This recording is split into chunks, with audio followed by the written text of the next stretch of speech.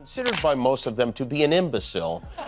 But when the cameras are on, man, oh man, they cannot get enough of everything he says. We are going to conquer the vast frontiers of science, and we are going to lead humanity into space and plant the American flag on the planet Mars and even far beyond. This is a time for big dreams and bold action. I will do away with red traffic lights, only green from now on. Keep it moving. America's momentum is back. Our spirit is back, and measles are back. We love our measles, don't we? Little spots. Pink, pink, pink. So cool. So itchy. I've had them on my balls. Big, big. I also signed an executive order to ban women from having their periods. It's demeaning for women, and it's very bad for our country. Melania says it's that time of the month, all month. She's fantastic. So much menstruation, Melania. This whole thing has brought back my 8-year-old self. It's been a gift from God. It's like literally like brought me back to 8 years old, where I used to sit in my room. Trump is toast. What a boy. Jimmy Kimmel and Jim Carrey simply tag-teamed Donald and Melania Trump in a manner reminiscent of the WWE, but instead of body slams, it's pure comedy destruction. Carrey isn't holding back. Kimmel is roasting as if it were Thanksgiving. What about the Trumps? This would be a courtroom drama, let's say, if appearances could sue. What did they say that caused a rout in MAGA world? Hold on tight, because this is hilarious, brutal, and simply must-see. Donald Trump has pushed us to the point where we can't even agree on the weather.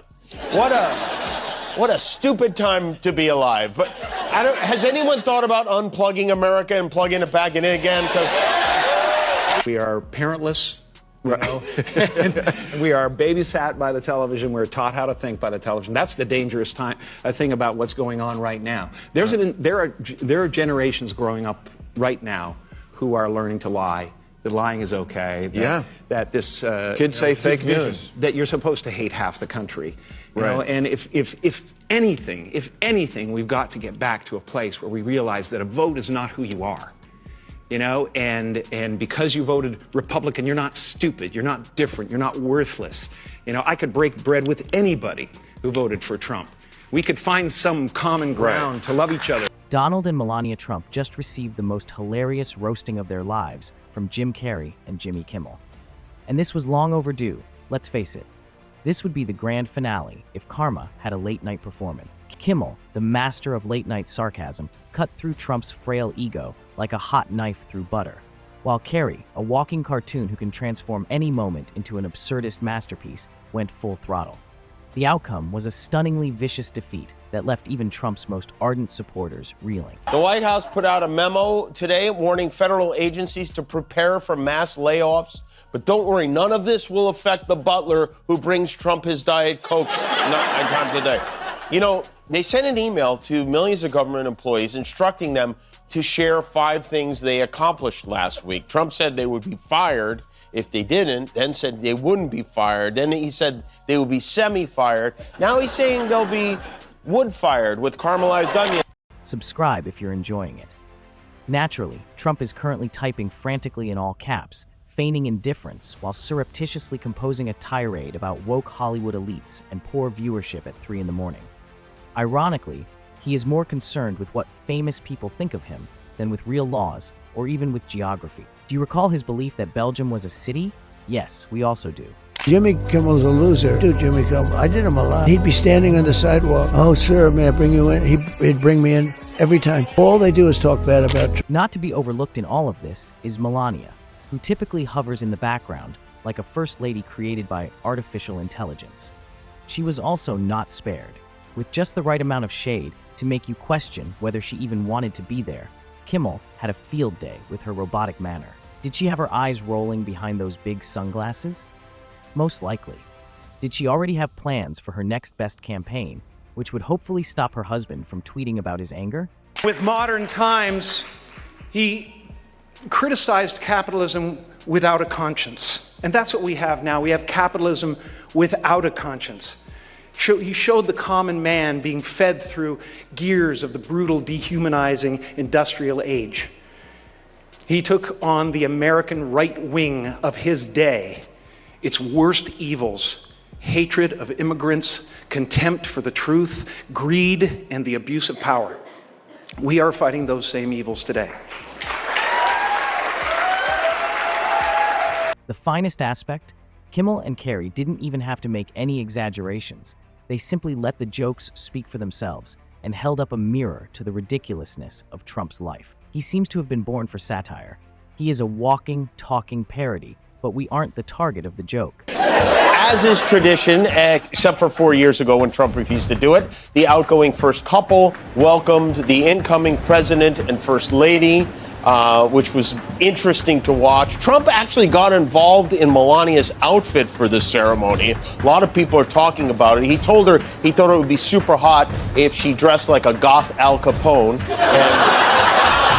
And so she did. We found Carmen Sandiego. Imagine discovering every morning that your biggest adversary isn't the IRS, a covert cabal, or even a foreign superpower. These two late-night comedians have a repertoire of jokes that are more incisive than Trump's knowledge of the fundamentals of geography. This irony is nearly poetic. The man who made his reputation as the loudest, thinnest bully in the room is now losing it over a little comic retaliation. Seeing a professional wrestler abruptly complain that the punches are too real is like that. For years, Trump insulted people like an unattended toddler in a candy store, crazy, nonsensical, and completely unconcerned with reality. Jimmy Kimmel and Jim Carrey are now merely giving him a taste of his own medicine. What's the difference? In fact, they're humorous. No need for all-caps angry tweets or nicknames appropriate for a playground. Just incisive, scathing humor that highlights how absurd Trump's whole life is. What's the best part? Trump is not the only issue. Melania also received a good deal of criticism. With his trademark smirk, Kimmel revealed what everyone has been considering for years. Is Melania genuinely fond of her husband? Or is she simply waiting around like a Survivor Mar-a-Lago edition contestant? She's publicly slapping his hand away one moment. The next, she's standing next to the world's least kind man, making robotic speeches about kindness. The contradictions are almost self-evident. Melania also went into detail about her favorite moment as First Lady. People always asking me, what was your favorite memory as First Lady? It was in 2020 when Donald get the China virus and he was airlifted to hospital like sick elephant. What do you know? They still have a spark in common. That's really lovely. Jim Carrey, meanwhile, contributed his characteristic vigor.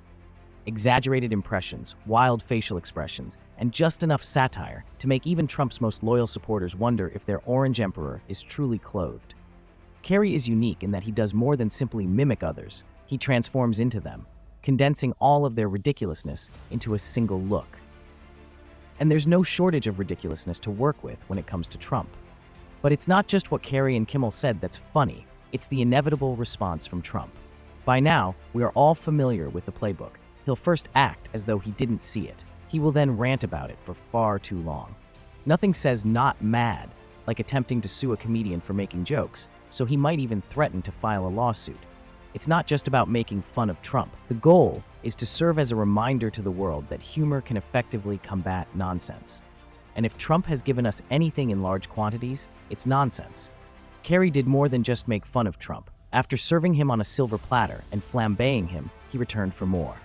His satire was more than just amusing. With each exaggerated facial expression and extravagant impersonation, it was a masterclass in revealing hypocrisy. Carrey reminded us why Trump is more of a late-night comedy treasure trove than a former president. There was more to the analogy than a joke about a broken fax machine. What a fitting metaphor. He's noisy, out of date, and no matter how many times you try to get past him, he just keeps clogging the system and spouting gibberish like an unfixable error message. Kimmel and Carrey did more than just make fun of Melania. They brought her predicament's ridiculousness to everyone's attention. Despite appearing as though she would prefer to be somewhere else, she went from walking the catwalks to walking alongside the most scandal-plagued president in contemporary history. What's the best part? It is likely that Trump believes she is his biggest fan.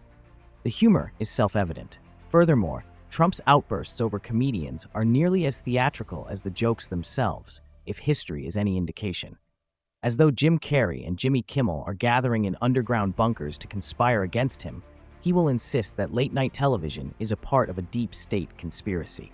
The latest in a long line of Trump's inability to handle criticism is Carrey and Kimmel's roasting session. Until he is not in charge of the script, the man adores a stage. He pretended to be the ultimate alpha male for years. However, he folds more quickly than one of his failed casinos the moment someone with a modicum of comedic skill takes aim. Ultimately, Trump is free to try to ignore this as much as he likes.